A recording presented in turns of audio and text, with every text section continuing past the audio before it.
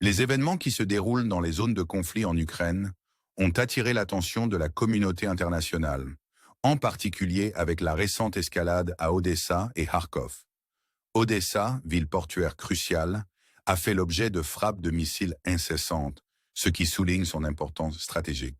En tant que point de passage clé pour les importations et les exportations de l'Ukraine, y compris l'aide militaire occidentale, Odessa constitue une cible de choix pour les perturbations. Les images spectaculaires de colonnes de fumée s'élevant d'Odessa donnent une image saisissante de la destruction et soulignent la férocité de ces attaques. La question de savoir comment la défense aérienne de l'Ukraine, en particulier dans les régions fortifiées comme Odessa et Kiev, fait face à ces assauts reste un sujet de spéculation. Bien qu'il s'agisse de l'une des zones les plus protégées, le récent tir de barrage suggère soit une défaillance des capacités de défense, soit un repositionnement stratégique des systèmes anti-aériens. Ce réalignement pourrait être la conséquence de la nécessité de se défendre contre des menaces simultanées sur plusieurs fronts, y compris les bombardements persistants à Kharkov. La complexité de la stratégie de défense de l'Ukraine est encore accentuée par la nécessité de protéger les infrastructures critiques, qui ont été une cible récurrente. La Russie se concentre sur les installations énergétiques et les lignes d'approvisionnement afin de paralyser les capacités opérationnelles de l'Ukraine, ce qui ajoute une difficulté supplémentaire pour les forces ukrainiennes, déjà très sollicitées. Les enjeux sont élevés et la résistance des défenses ukrainiennes reste un facteur essentiel dans le conflit en cours. Entre-temps, les manœuvres offensives de l'Ukraine ne sont pas passées inaperçues. Le déploiement de drones pour des frappes en profondeur sur le territoire russe est une tactique audacieuse qui souligne la nature évolutive de la guerre moderne. Ces opérations de drones, bien que leur impact soit souvent entouré de mystères, représentent une tentative stratégique de perturber la logistique et l'infrastructure russe. La dynamique du chat et de la souris de ces engagements met en évidence les aspects asymétriques du conflit, où l'innovation technologique et la surprise tactique peuvent compenser les désavantages militaires traditionnels. La fréquence et l'intensité de ces frappes de drones sont remarquables et représentent une escalade significative dans la stratégie de représailles de l'Ukraine.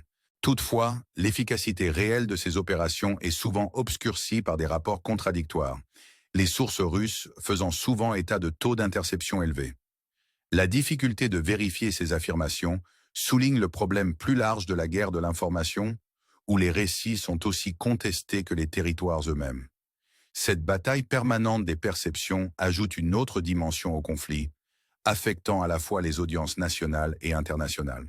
Alors que nous approfondissons les subtilités de ce conflit, une question se pose. Comment ces changements tactiques influeront-ils sur l'avenir de l'Europe? Comment ces changements tactiques influenceront-ils la trajectoire générale de la guerre? L'adaptation et la contre-adaptation des stratégies par les deux parties suggèrent un engagement prolongé, où aucune des parties n'est disposée à céder du terrain facilement. Cette guerre d'usure, marquée par des gains et des pertes progressives, pourrait bien dicter l'avenir de la région. Pour ceux qui suivent ces développements, on ne saurait trop insister sur l'importance de discerner la réalité de la fiction dans le brouillard de la guerre. Les téléspectateurs engagés et informés comme vous jouent un rôle crucial dans l'élaboration du discours autour de ces questions cruciales. Si cette analyse vous interpelle, je vous invite à aimer et à vous abonner pour des explorations plus approfondies des conflits mondiaux. Alors que le conflit en Ukraine continue d'évoluer, les récentes avancées russes dans les régions de Donetsk et de Kharkov illustrent l'évolution de la dynamique sur le terrain. À Goryska, après la longue bataille pour Marinka, les forces russes ont fait des percées significatives, s'emparant de la majeure partie de la ville.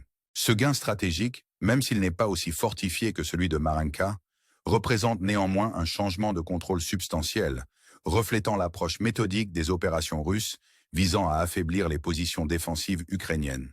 Le rythme de ces avancées, qu'elles se soient produites rapidement ou qu'elles aient été confirmées progressivement, met en évidence la nature fluide des informations provenant des lignes de front, où l'accent mis sur le reportage peut parfois masquer les développements dans des zones moins mises en évidence.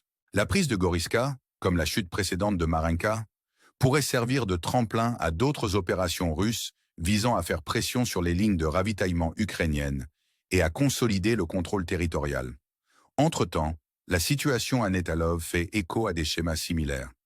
Après la bataille de Pervomaysk, les forces russes auraient repris de larges portions de ce village, soulignant une fois de plus la nature progressive mais stratégique de leur offensive. La confirmation de ces gains territoriaux, qu'ils soient immédiats ou différés, souligne les défis inhérents au reportage en temps de guerre, où le brouillard de la guerre brouille souvent les lignes de certitude. À Kharkov, la poursuite de la poussée russe le long de la rivière Becha, visant à sécuriser les positions et à forcer les retraits ukrainiens, s'aligne sur les objectifs stratégiques plus larges récemment formulés par Poutine. Ces remarques élucident un objectif soupçonné depuis longtemps: la création d'une zone tampon pour atténuer les menaces de l'artillerie et réduire le risque d'incursion ukrainienne sur le territoire russe. Cette stratégie de création d'un matelas ou d'une zone tampon s'aligne sur le remodelage tactique des lignes de front, visant à étirer les défenses ukrainiennes et à sécuriser les frontières russes. Les implications plus larges de ces manœuvres suggèrent un passage des assauts urbains directs à une approche plus nuancée de la sécurité territoriale et de la profondeur stratégique. Au fur et à mesure de l'évolution de la situation, une question demeure. Comment l'Ukraine réagira-t-elle à ces changements stratégiques et quelles en seront les implications pour l'avenir du conflit? Cette question invite les téléspectateurs à considérer les enjeux géopolitiques plus larges et la résilience des nations assiégées. Les leçons tirées de ces engagements ne sont pas seulement militaires, mais aussi politiques, car elles façonnent les contours de la stabilité régionale et des relations internationales. Pour ceux qui s'investissent dans l'issue de ce conflit, votre engagement et vos réflexions contribuent à une meilleure compréhension de ces questions complexes. En restant informés et impliqués, vous contribuez à favoriser un dialogue qui est essentiel pour naviguer dans les incertitudes de notre monde. Si cette exploration vous a apporté de la valeur et vous a incité à la réflexion, pensez à vous abonner pour recevoir des mises à jour et des analyses continues sur ce sujet et sur d'autres défis mondiaux. Certainement. Voici la suite de l'article. La récente escalade du conflit en Ukraine a apporté de nouveaux défis et de nouvelles perspectives dans les manœuvres stratégiques des forces russes et ukrainiennes. Dans la région de Donetsk, les avancées russes ont été notables, en particulier dans la ville de Goryska. Après la longue et éprouvante bataille de Marinka, les troupes russes se sont emparées d'une partie importante de Goryska, marquant ainsi un tournant décisif dans le contrôle du territoire. Cette avancée, même si elle n'est pas aussi lourdement fortifiée qu'à Marinka, témoigne d'un effort stratégique de la Russie pour saper les capacités défensives ukrainiennes. La confirmation de ces avancées, qu'elles se soient produites rapidement ou sur une période de plusieurs jours, met en évidence la complexité de l'obtention d'informations précises depuis les lignes de front. Souvent, l'attention portée par les médias et les briefings militaires peut éclipser les développements dans des zones moins médiatisées, ce qui rend difficile la vérification de l'état de ces avancées. Néanmoins, la prise de Goryska constitue un point de départ potentiel pour d'autres opérations russes visant à perturber les lignes d'approvisionnement ukrainiennes et à consolider les gains territoriaux. De même, la situation à Netalov reflète des schémas comparables d'offensives progressives mais stratégiques. Après la bataille de Pervomask, les forces russes auraient pris le contrôle de parties substantielles du village, soulignant la nature méthodique de leur campagne. La publication d'informations confirmant ces changements territoriaux, qu'ils soient récents ou tardifs, souligne les difficultés inhérentes au reportage en temps de guerre, où le brouillard de la guerre obscurcit souvent le tableau complet. À Kharkov, la poussée russe en cours le long de la rivière Becha vise à sécuriser les positions stratégiques et à contraindre les forces ukrainiennes à se retirer. Cette démarche s'aligne sur les objectifs plus larges récemment définis par Poutine, qui visent à créer une zone tampon afin de minimiser les menaces d'artillerie et de limiter les incursions militaires ukrainiennes en territoire russe. Cette création stratégique d'un matelas ou d'une zone tampon témoigne d'un changement tactique, les assauts urbains directs étant remplacés par une approche plus large de la sécurité territoriale et de la profondeur stratégique. Les implications de ces manœuvres suggèrent une approche calculée de l'extension des lignes de front et de l'affaiblissement des défenses ukrainiennes. Alors que ces développements se poursuivent, une question pressante demeure. Comment l'Ukraine s'adaptera-t-elle à ces changements stratégiques et quels effets à long terme auront-ils sur la trajectoire du conflit? Cette enquête encourage les téléspectateurs à réfléchir aux implications géopolitiques plus larges et à l'endurance des nations sous la contrainte. Les enseignements tirés de ces engagements vont au-delà des tactiques militaires et englobe les considérations politiques qui façonnent la stabilité régionale et les relations internationales.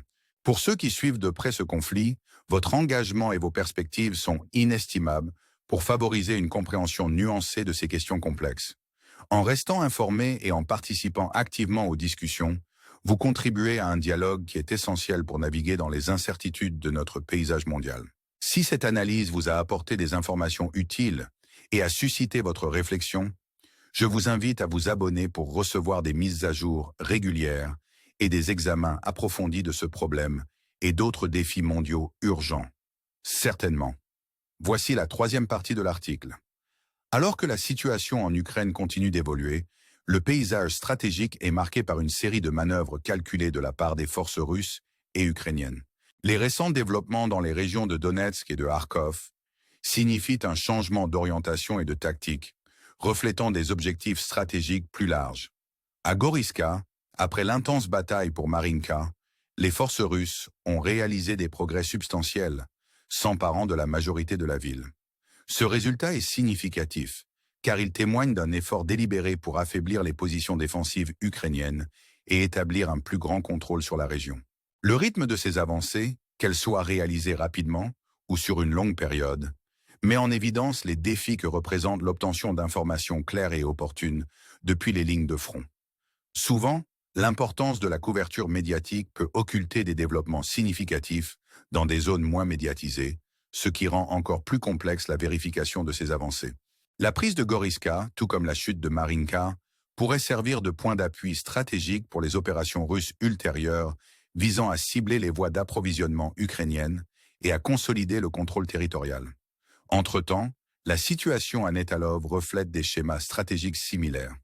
Après la bataille de Pervomask, les forces russes auraient repris le contrôle de larges portions du village, soulignant la nature méthodique de leur offensive.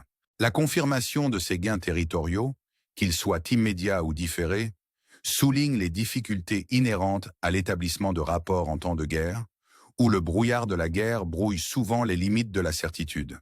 À Kharkov, la poursuite de la poussée russe le long de la rivière Becha, qui vise à sécuriser les positions stratégiques et à contraindre les Ukrainiens à se retirer, s'aligne sur les objectifs stratégiques plus larges récemment formulés par Poutine. Ces déclarations ont clarifié un objectif longtemps soupçonné, l'établissement d'une zone tampon pour atténuer les menaces de l'artillerie et réduire le risque d'incursion ukrainienne sur le territoire russe. L'accent stratégique mis sur la création d'un matelas ou d'une zone tampon reflète un changement tactique, les assauts urbains directs étant remplacés par une approche plus nuancée, centrée sur la sécurité territoriale et la profondeur stratégique. Les implications plus larges de ces manœuvres suggèrent un effort calculé pour étendre les lignes de front et étirer les défenses ukrainiennes. Alors que ces événements continuent de se dérouler, la question pressante demeure. Comment l'Ukraine réagira-t-elle à ces changements stratégiques et quelles en seront les implications pour la trajectoire future du conflit? Cette enquête invite les téléspectateurs à considérer les enjeux géopolitiques plus larges et la résilience des nations assiégées. Les leçons tirées de ces engagements ne sont pas seulement militaires, mais aussi politiques, car elles façonnent les contours de la stabilité régionale et des relations internationales. Pour ceux qui s'investissent dans l'issue de ce conflit, votre engagement et vos réflexions contribuent à une meilleure compréhension de ces questions complexes. En restant informé et impliqué, vous contribuez à favoriser un dialogue qui est essentiel pour naviguer dans les incertitudes de notre monde. Si cette exploration vous a apporté de la valeur et vous a incité à la réflexion, pensez à vous abonner pour recevoir des mises à jour et des analyses continues sur ce sujet et sur d'autres défis mondiaux.